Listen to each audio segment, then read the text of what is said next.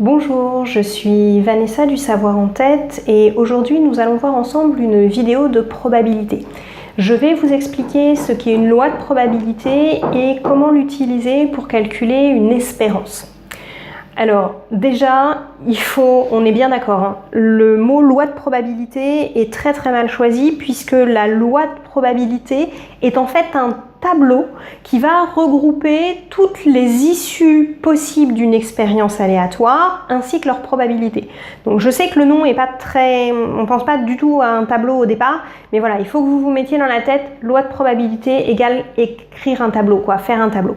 Donc souvent, c'est assez abstrait pour vous parce qu'il va y avoir des X, des N, des choses comme ça. C'est pas toujours très clair pour vous quand on vous le fait qu'avec des lettres. Donc, j'ai fait le choix de partir d'un exemple. Ça va être un petit peu plus long comme vidéo, mais j'espère que du coup, ça sera plus concret pour vous. Donc, j'ai choisi comme expérience aléatoire le fait qu'on lançait un dé équilibré à 6 faces, c'est-à-dire qu'on a la même probabilité d'avoir chacune des 6 faces. Et si le nombre obtenu est pair, alors on gagne 2 €. Si le nombre obtenu est un multiple de 3, alors on gagne 3 €. Si le nombre obtenu est supérieur ou égal à 5, on gagne 1 €. Et sinon, on gagne rien. Mais les gains vont se cumuler entre eux en fonction des caractéristiques des résultats obtenus. Donc, on me met soit X, la variable qui correspond au gain du jeu. Donc, quand je vois ça, personnellement, ce que je fais, c'est que je prends mon petit brouillon et je me dis, j'ai un dé à 6 faces, donc je peux obtenir 1, 2, 3, 4, 5, 6. Pour 1, c'est pas un multiple de 2, c'est pas un multiple de 3 et c'est plus petit que 5, donc je gagne rien, 0 €. Pour 2, c'est un nombre pair, je gagne 2 €. Pour 3, c'est un multiple de 3, je gagne 3 €. Pour 4, c'est aussi un nombre pair, hop, je gagne 2 €. Pour 5, il est supérieur ou égal à 5, donc je gagne 1 €. Et pour 6, il est pair, c'est un multiple de 3, et en plus, il est supérieur ou égal à 5. Donc, je vais gagner 2 plus 3 plus 1, je vais gagner 6 € si si j'obtiens le chiffre 6. Maintenant que j'ai mon petit brouillon, je vais venir écrire ma loi de probabilité, c'est-à-dire mon tableau. Donc, dans ma première colonne, j'aurai toujours xi pour la ligne du haut et p de grand X égale xi pour la ligne du bas. À vous de vous adapter à l'énoncé. Si on vous a mis que la variable c'était grand G, on aura GI et P de grand G égale GI. Sachant que sur celui qui contient le I, c'est toujours une lettre minuscule et que normalement, votre variable sera toujours une lettre majuscule. Donc bien faire attention à la typographie que vous allez utiliser.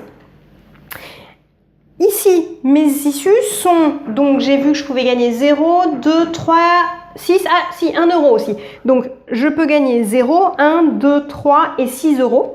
Et je fais une dernière colonne totale. Alors, la colonne totale n'est pas obligatoire. Moi, j'aime bien la mettre parce qu'elle va me permettre de vérifier en partie mes résultats. Je vais vous expliquer pourquoi. Donc, obtenir 0 €, c'était pour le chiffre 1, donc 1/6.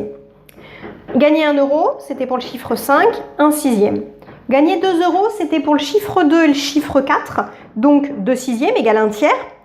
3 uniquement pour le chiffre 3, 1/6. Et 6 uniquement pour le chiffre 6, 1/6.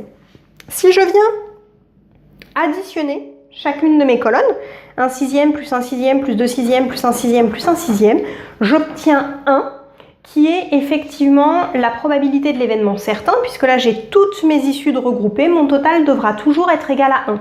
Si ce n'est pas le cas, et que vous n'avez pas travaillé avec des arrondis, c'est qu'il y a une énorme erreur et donc vous devez recommencer. Vous savez déjà que ce n'est pas la peine d'aller plus loin. Une fois qu'on a ce tableau, qui est très pratique, il regroupe effectivement toutes les issues possibles, on va pouvoir venir calculer l'espérance. Alors, l'espérance, je sais qu'il y a des profs qui n'aiment pas ça, mais j'ai toujours pas compris pourquoi, donc moi je vais vous le lire. L'espérance, c'est une moyenne de probabilité. Donc faites attention, hein. Encore une fois, il y a des profs qui n'aiment pas qu'on dise que c'est une moyenne de probabilité, mais c'est concrètement ce qu'on va faire. Quand on fait une moyenne, on fait l'effectif fois la variable, plus l'effectif fois la variable, plus le tout divisé par l'effectif total. Et voilà, on va faire rigoureusement la même chose. On va faire 1/6 fois 0, plus 1/6 fois 1, plus 2/6 fois 2, plus 1/6 fois 3, plus 1/6 fois 6. Et normalement, je devrais diviser par l'effectif total. Mais mon effectif total, c'est 1. Donc ça ne sert absolument à rien de diviser par 1. C'est pour ça que la formule de l'espérance, c'est x1 fois p de grand X égale x1, plus x2 fois p de grand X égale x2, plus jusqu'à votre dernière colonne, donc moi je l'ai noté avec des n, xn fois p de grand X égale xn. Pour ceux qui veulent s'entraîner à écrire les choses de façon plus courte avec le symbole sigma, je vous ai remis la formule. Donc l'espérance, c'est la somme pour i allant de 1 à n de xi fois p de grand X égale xi. J'ai pas développé, je vais pas retravailler ici le symbole sigma, je l'ai déjà fait dans 2 autres vidéos. La vidéo des statistiques sur la moyenne, la variance et l'écart type. Et je l'ai fait aussi dans la vidéo sur les sommes de termes d'une suite. Donc si vous voulez mieux comprendre ce symbole sigma, n'hésitez pas, je vous remettrai les 2 vidéos dont je viens de parler dans la barre d'infos. On vous demande très souvent d'interpréter l'espérance.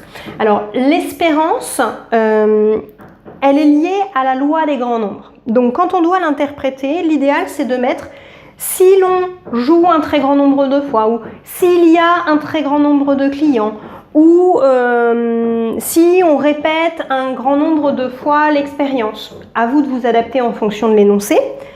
Alors, en moyenne, on gagne, on paye, on perd. Donc là, pareil, adapter le verbe à l'exercice. Tant de... Donc là, on viendra mettre la valeur de l'espérance en euros, en points, suivant ce que c'était dans l'énoncé. Voilà, j'espère que cette vidéo vous aidera à y voir un petit peu plus clair sur la loi de probabilité et l'espérance. Si, en plus de ces cours, vous souhaitez des astuces, des conseils pour apprendre plus rapidement, mais aussi retenir plus longtemps vos cours, pour diminuer votre stress pendant les contrôles, les examens, mais aussi des petits conseils pour votre choix d'orientation, je vous invite à aller voir sur le site www.lesavoirentête.fr. Bonne journée!